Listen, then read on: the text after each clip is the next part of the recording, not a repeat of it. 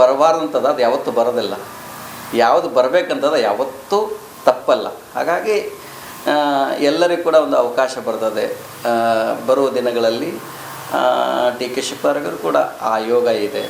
ಮತ್ತು ಕರ್ನಾಟಕದಲ್ಲಿ ನೀವೆಲ್ಲ ಕೇಳಿರ್ಬೋದು, ದಲಿತ ಸಿ ಎಂ ಕೂಗಿದೆ.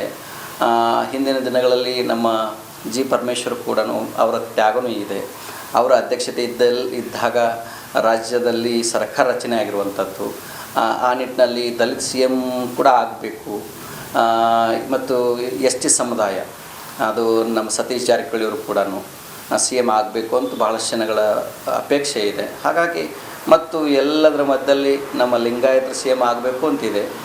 ಎಲ್ಲವೂ ಆಯಾ ಸಮಯ ಸಂದರ್ಭ ಕಾಲ ತಕ್ಕ ಹಾಗೆ ಎಲ್ಲರಿಗೂ ಎಲ್ಲ ಸಮಯದಲ್ಲೂ ಒಂದು ಯೋಗ ಬರ್ತದೆ. ಆ ಯೋಗ ಅವರೆಲ್ಲರಿಗೂ ಬರಲಿ ಅಂತ ಹಾರೈಸ್ತಾರೆ. ಒಂದು ಬಸವನವ್ರು ಹೇಳ್ತಾರೆ, ಹಾವೇರಿ ಬಳಿ ಭೀಕರ ರಸ್ತೆ ಅಪಘಾತದಲ್ಲಿ 13 ಜನ ದಾರುಣ ಅಂತ್ಯ ಕಂಡಿದ್ದಾರೆ. ಈ ಹಿನ್ನೆಲೆ ಕೇಂದ್ರ ಸಚಿವ ಎಚ್ ಡಿ ಕುಮಾರಸ್ವಾಮಿ ಮೃತರ ಕುಟುಂಬಗಳಿಗೆ ಸಾಂತ್ವನ ಹೇಳಿದ್ದಾರೆ.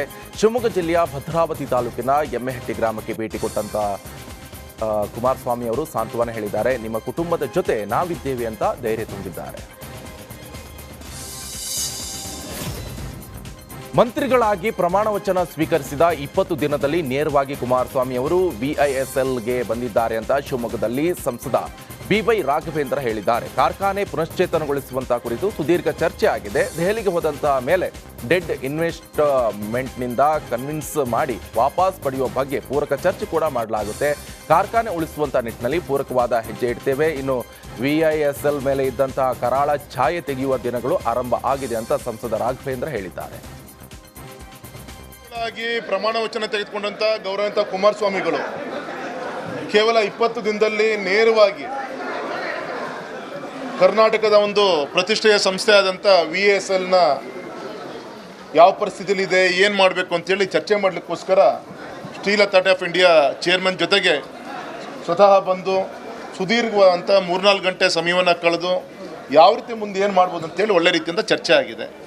ಹಾಗಾಗಿ ನಾಳೆ ದೆಹಲಿಗೆ ವಾಪಸ್ ಹೋದ್ಮೇಲೆ ಅಲ್ಲಿ ಡಿಸ್ಇನ್ವೆಸ್ಟ್ಮೆಂಟಿಂದ ನೀತಿ ಆಯೋಗದಿಂದ ಅಲ್ಲಿ ಕನ್ವಿನ್ಸ್ ಮಾಡಿ ವಾಪಸ್ ತೆಗೆದುಕೊಳ್ಬೇಕಂತ ದೊಡ್ಡ ಸವಾಲಿದೆ.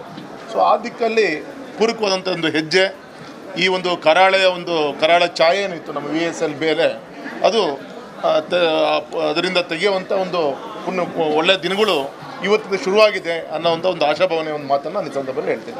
ಮಂತ್ರಿಗಳಾಗಿ ಪ್ರಮಾಣ ವಚನ ಹಾವೇರಿ ಗದಗ ಲೋಕಸಭಾ ಕ್ಷೇತ್ರದ ಸಂಸದ ಬಸವರಾಜ ಬೊಮ್ಮಾಯಿ ಅವರಿಗೆ ಅಭಿನಂದನಾ ಸಮಾರಂಭ ಆಯೋಜಿಸಲಾಗಿದ್ದು, ಗದಗ ನಗರದ ಶ್ರೀ ತೋಂಟದಾರ್ಯ ಮಠದ ಕಲ್ಯಾಣ ಕೇಂದ್ರದಲ್ಲಿ ಕಾರ್ಯಕ್ರಮ ಆಯೋಜಿಸಲಾಗಿತ್ತು. ಬೊಮ್ಮಾಯಿ ಅವರಿಗೆ ಆರತಿ ಬೆಳಗಿ ಹೂ ಹಾಕುವ ಮೂಲಕ ಸ್ವಾಗತವನ್ನು ಕೋರಿದ್ದಾರೆ. ಗದಗ ವಿಧಾನಸಭಾ ಕ್ಷೇತ್ರದ ಜನತೆ 17,000 ಲೀಡ್ ನೀಡಿದೆ ಅಂತ ಬೊಮ್ಮಾಯಿ ಮತದಾರರಿಗೆ ಅಭಿನಂದನೆ ಸಲ್ಲಿಸಿದರು. ಕೃಷಿ ಪಾಠ ಮಾಡುವಂಥ ಉದ್ದೇಶದಿಂದ ದಕ್ಷಿಣ ಕನ್ನಡ ಬಂಟ್ವಾಳದ ಪ್ರಾಥಮಿಕ ಶಾಲೆಯಲ್ಲಿ ವಿದ್ಯಾರ್ಥಿಗಳಿಗೆ ನೇಜಿ ನೀಡುವುದನ್ನು ಹೇಳಿಕೊಡಲಾಯಿತು. ಇನ್ನು ಪ್ರಗತಿಪರ ಕೃಷಿಕ ಶಿವರಾಮ್ ನಾಯಕರ ಕಳೆದ ವರ್ಷದಿಂದ ಈ ವರ್ಷವೂ ಕೂಡ ತಮ್ಮ ಗದ್ದೆಯಲ್ಲಿ ಈ ವಿದ್ಯಾರ್ಥಿಗಳಿಗೆ ಭತ್ತದ ಸಸಿಯನ್ನು ನಾಟಿ ಮಾಡಲು ಅವಕಾಶವನ್ನು ನೀಡಿದರು. ಮೂಡಂಬೈಲು ಶಾಲೆಯ 1ನೇ ತರಗತಿಯಿಂದ ಹಿಡಿದು 8ನೇ ತರಗತಿಯ 40 ಮಕ್ಕಳು ಈ ಗದ್ದೆಯಲ್ಲಿ ನೇಜಿ ನೆಟ್ಟರು. ಇನ್ನು ಈ ಮಕ್ಕಳಿಗೆ ನೇಜಿ ನೆಡುವುದು ಹೇಗೆ ಎಂಬುದನ್ನು ಶಿವರಾಮ್ ನಾಯಕರು ಸೇರಿದಂತೆ 3 ಕೃಷಿಕರು ತಿಳಿಸಿದ್ದಾರೆ. ವಿದ್ಯಾರ್ಥಿಗಳು ಗದ್ದೆಯಲ್ಲಿ ನೇಜಿ ನೆಟ್ಟು ಸಂಭ್ರಮಿಸುವುದರೊಂದಿಗೆ ನರ್ತೆ ಹೆಕ್ಕಿ ಕಪ್ಪೆಗಳನ್ನು ಕಂಡು ಸಂತೋಷಪಟ್ಟರು.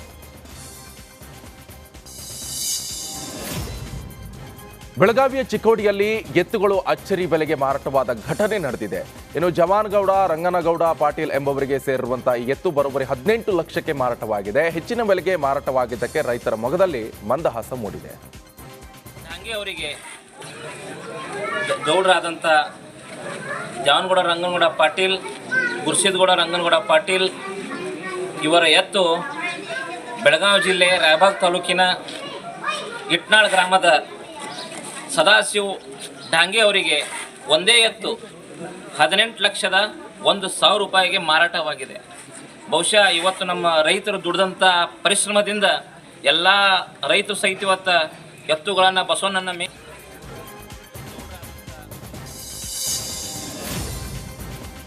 ರಾಮನಗರ ಪೊಲೀಸರ ವಿರುದ್ಧ ಮಾಜಿ ಶಾಸಕ ಎ ಮಂಜು ವಾಗ್ದಾಳಿಯನ್ನು ನಡೆಸಿದ್ದಾರೆ. ಮಾಗಡಿಯಲ್ಲಿ ಹೆಲ್ಮೆಟ್ ಸೀಟ್ ಬೆಲ್ಟ್ ಹಾಕದೆ ವಾಹನ ಚಲಾಯಿಸಿದ್ದಕ್ಕೆ ಪೊಲೀಸರು ದಂಡ ವಸೂಲಿ ಮಾಡ್ತಾ ಇದ್ರು. ಈ ವೇಳೆ ಪೊಲೀಸರ ವಿರುದ್ಧ ಎ ಮಂಜು ಗರಂ ಆಗಿದ್ದಾರೆ. ರೈತರು ಲೋಕಲ್ನವರಿಗೆ ಯಾಕೆ